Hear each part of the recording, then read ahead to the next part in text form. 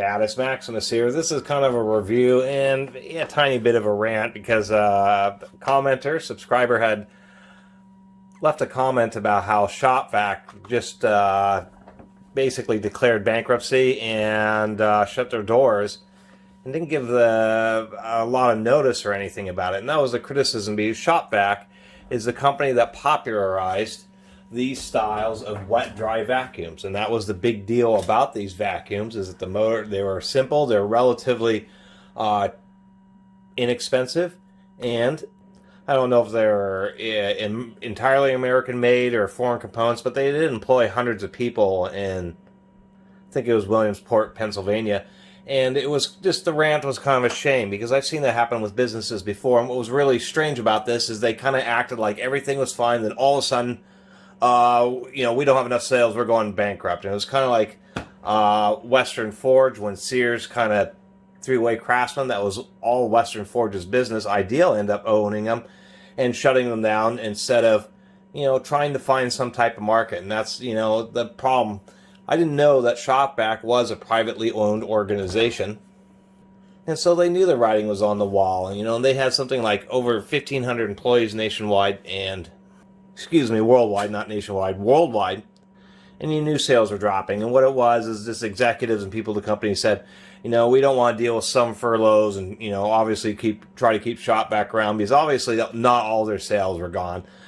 And instead they said, we're just going to shut it down. It's a real shame, because I always like Shop-Vacs, because they were kind of the ones who popularized these standard types of wet-dry vacuums. And that's all these are. We'll show on this older one. Although they were guilty of starting these horsepower wars on these things, we do have two Shop-Vacs. We can see that they are both rated at 3 peak horsepower. This little one has an 8 amp motor. This bigger one has an 11 amp motor. And I'm struggling to figure out how the 8 amp motor has the same peak horsepower rating as the 11 amp motor. Really, they got pretty ridiculous. So anyway, on the older style, they had a sleeve. On the newer style, it's like a cartridge filter that you put on, then you have a lock ring, and I've had it fall off, so I didn't really like that. I didn't like how they changed the nozzle, but the older ones I kind of like, because you just have this ring. It was simple.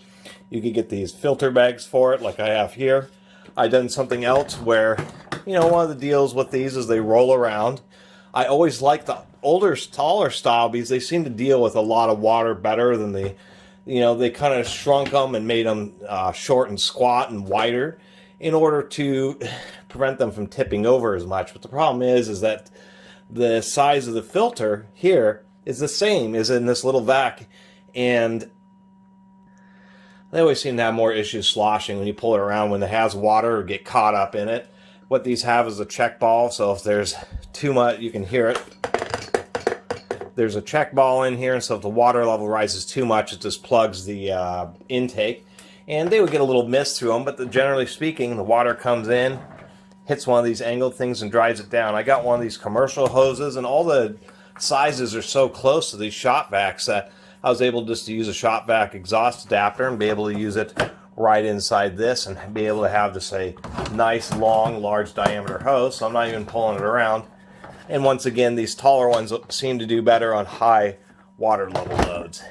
Anyway, these things are in an institution. These hose sizes of all the brands of these wet, dry shop vacuums, they're all going to have whatever that is, 2.5 inch, 2.25 inch. So they did try improving them. On the newer models, they actually have this threaded twist lock. And what I didn't like is that it's semi-downwards compatible. And so that adapter was just one of these adapters in the hose. The newer stuff doesn't work with the older vacuums, unfortunately, because the older vacuums were just purely a friction fit.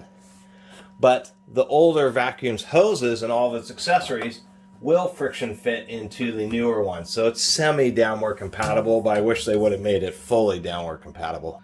Now, of course, the newer ones were better because they did have a variety of holders for accessories. Even some holders for old style or 2.25 inch accessories. And of course, that hose was a neck down hose. So it's just a shame that I believe it was an American company that just decided that they didn't want to deal with the ebbing and flowing of their sales and trying to you say get more of their products out. Shop vacuums tend to be pretty reliable and long lasting, so you can only sell so many, but it's just a shame that first competition, and then secondly that they just didn't want to tighten their belts a little bit. Instead just said, we can't have a big company make a ton of money, so we're just going to shut it down, which is just a real shame. And there's, take a look at it from construction companies whose workforce may be just orders of magnitude different. You could have 100 employees during the summer, and you could have 30 employees during the winter, or whatever, however you want to translate that. And so a lot of companies could stay around, but they just kind of say, we'll just shut it down, and such a disappointment. So somebody will inevitably, they were kind of like banking on a buyout, but it didn't happen. But somebody will end up buying the Shop-Vac brand, but it's going to be the end of what was the original Shop-Vacs. And in my opinion, it was always these red bin ones were like the premium. I mean, they were the ones that you could really count on the most for the longest. Their newer style ones really aren't bad. They have a different type of venting system. They seem to be okay. But once again, I was always fonder of the taller, more narrower ones, because when you get a 16-gallon in this, it just becomes this huge albatross on the floor, where this is still something that's somewhat manageable. So no, I didn't suck anything up. There's not a lot to talk about. That's all these do. They have just a motor, a back 25,000 RPM vacuum motor, and it was just this simple, and showing that you put I think they have aluminum fan to resist corrosion. That a vacuum can just pull up water, and it's amazing how well these work. I mean, these are the vacuums you go for if you have any kind of a water issue. I mean, flat out. I mean, broken water heaters, busted pipes, that's what you're there. You're using Shop-Vacs, filling them up, going and dumping them outside, and repeating the process so you can't pull anything else up. So anyway, I really like shop vacuums, and it's just a shame to kind of see them go by the wayside, and when they come back, they're going to be like Craftsman, which will be kind of a shell of their former selves. Anyway, I really appreciate everybody who's been watching and subscribing. If you haven't subscribed, please do. Until next time, Catus Maximus out.